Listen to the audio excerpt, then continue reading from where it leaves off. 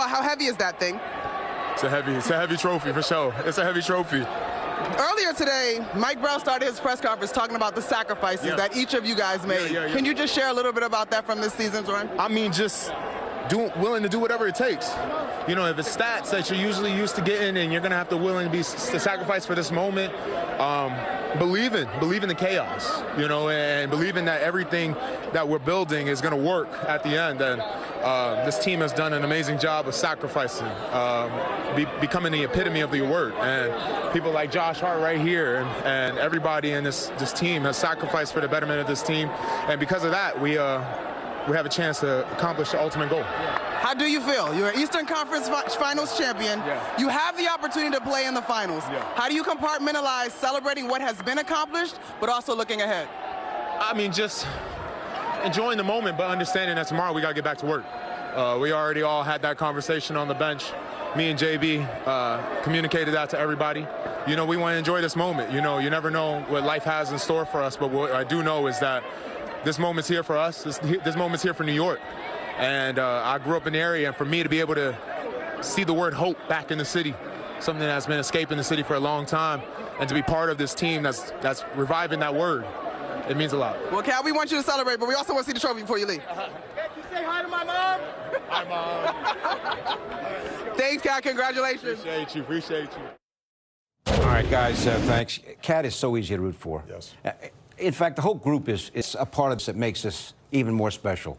Jalen Brunson, Josh Hart, Cat, OG, Mikal Bridges, up and down the line, approachable, humble, and just great guys. It starts with good people, right? It starts with, I also think that what Leon Rose, parents, helped, raised well, of course, but what Leon Rose assembled was not just a team of talent, but a team of high IQ players. Mm-hmm.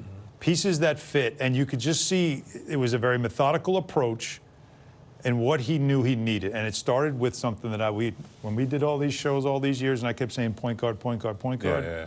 And then they found a winner in Jalen Brunson. And it starts there, and then you get winning DNA, so Villanova guys. So again, Josh Hart. At the time there, it was Dante DiVincenzo. Mikal Bridges. Those are the pieces. You need another star. You go get Karl Anthony Towns, a former #1 pick. Mm-hmm. Like the OG Anunoby and Bridges being the wings that you need to win when you're going to beat teams like Boston, when you're going to play against teams like Oklahoma City. You've got to have good, strong wings. It was a methodical build. And even this offseason, wasn't done yet. Had to add to the bench, had to build up the bench, had to get a little more depth on this team. And a head coach who was using that depth and developing that depth to a point where when you needed it, they were ready.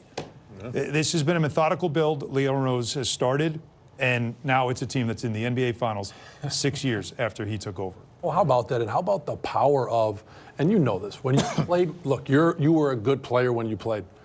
But when you put a guy out there next to you that made you better, the impact of what that is. And then I think what we're witnessing is that being magnified where every guy out there is making the guy next to them better. Totally. They're complimentary. To your point, really well done by this front office, by Leon Rose, by World Wide West. These guys apparently know what they're doing because the complementary nature of a five-man team versus this isn't some guy running a sprint. This isn't someone swimming their race. This is five guys out there at a time.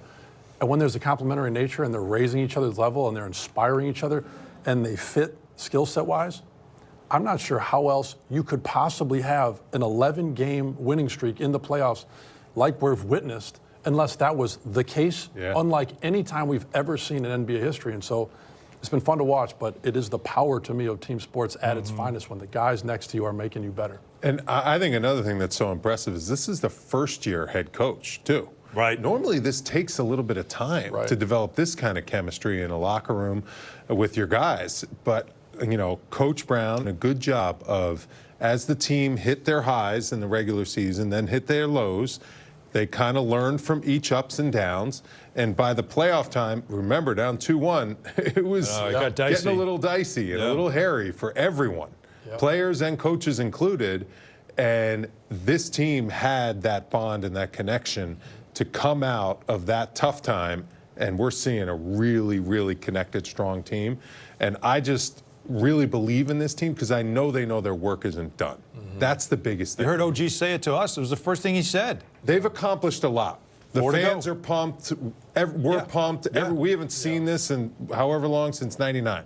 But if you actually win the whole thing, then you become like And immortal. Like they understand that, Like right? you become, and this team gets that. Yeah. That's the thing. I think this locker room, this team, they get it. They're not done yet. Guys, the bench was fantastic tonight. Yeah. Big plays presented by Forley. Tyler Murray, Monica McNutt on the call, on the radio on ESPN New York. We look at tonight's New York State Lottery power play, and Wally Cat tonight, 19 points, 14 rebounds. Very effective as well from downtown. And how about the hustle on the fast break? A couple tip dunks, a couple nasty finishes, big blocks, anchoring the defense. I mean, he is just playing at such a high level, and it looks like his body, the way he's moving, he just continues to get better and better in the playoffs. That's a foul. Yeah, like, he doesn't get a whistle, man, for a big man who drives to the basket.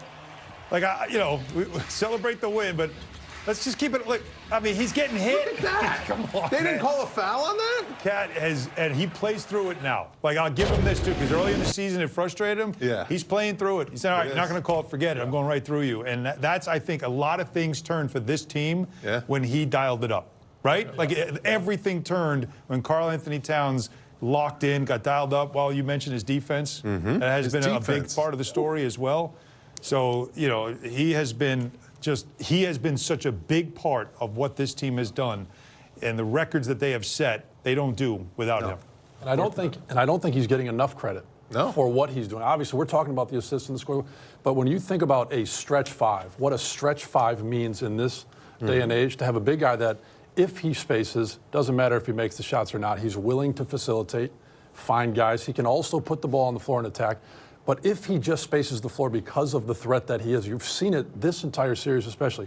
How many times we've been at the Wally wall, we've been talking about, and look at how open the middle is. Yeah. Well, the open middle means Jalen has an opportunity. And there's a cutter that's going down the middle for a kick-out three. And so his versatility, I think, has been on full display, especially in the playoffs. Like you said, not always perfect throughout the season, but my God, did he have buy-in? And did he continue to rebound and buy into Coach Brown's system? And now look at where it's gotten. And so I think it's just such an incredibly inspiring message of, hey, stay with it, buy in, believe in the process. Cat has been an example of all of that this season. 2 steals, 2 blocks tonight. Again, he had 3 steals, 1 block last game. And guys, this guy defensively has been unbelievable. Only had to take 11 shots. 8 of them. 3 for 3 from 3. And that shows you the balance. Only 11 shots from Cat. And Jalen Brunson, I mentioned off the top, only had to score 15 points. They score 130. They win a closeout game by 37. And Jalen Brunson, the MVP of the series, only had to score 15 points. And no starter got to 20. No player got to 20. And the Knicks scored 130 points. Think about that. 98 points through 3 quarters when the majority of the starters played all those minutes.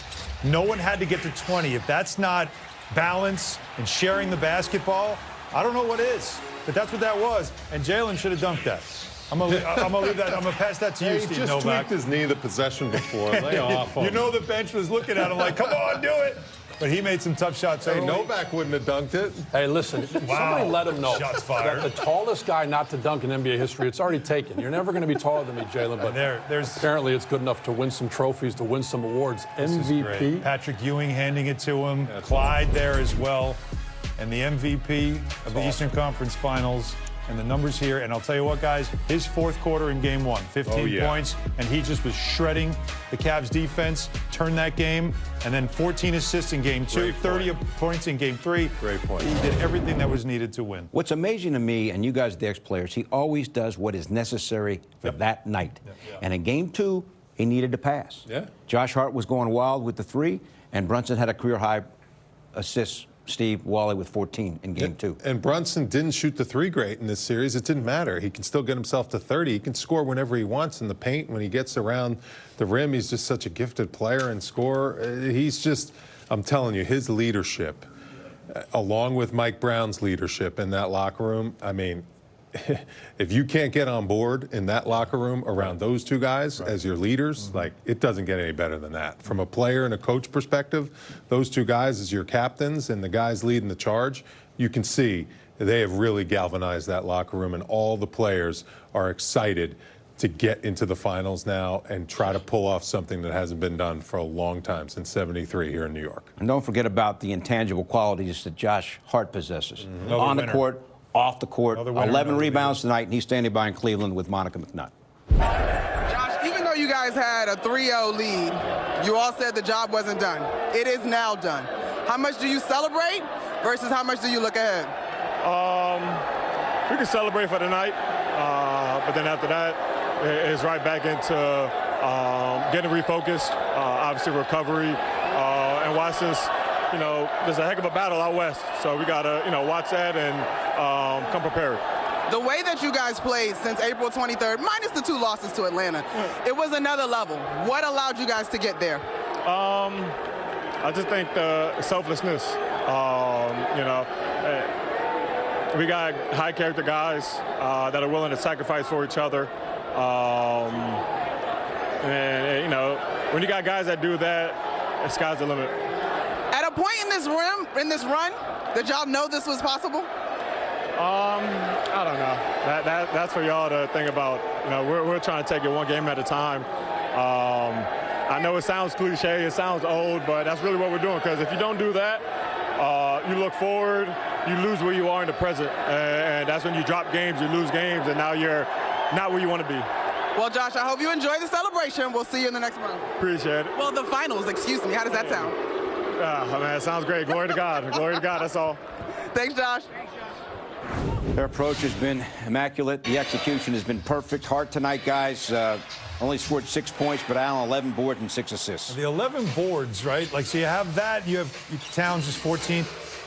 The Knicks out-rebounded the Cavs 60-33.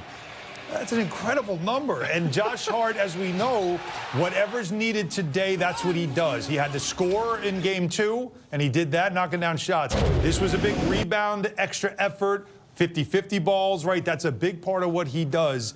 Some of it you don't see in the box score, but Josh Hart is that guy that it's whatever is needed tonight, that's what he brings. Didn't you think it was interesting, his response, when Monica asked him, did you guys think that you guys could do what you're doing right now, that you thought it was possible? He almost had, it almost seemed his answer was, he said it's up to you guys, but it almost felt like he was like, you know what, I'm not sure. And it feels like this team is doing things and guys are playing at levels that I'm not sure they expected to. I don't want to speak for them, but the performance, the amount they're winning by, the consistency defensively and offensively, a number of guys that are stepping up, how well the system is working, for all those things to be going right, I kind of felt like his response was, no. You remember The Matrix? Remember when Neo suddenly saw the ones and zeros? Yeah. It's almost like that's what Josh Hart's doing right there. He's exactly. like, oh, yeah. It's all really happening. I see it now. All right, so here's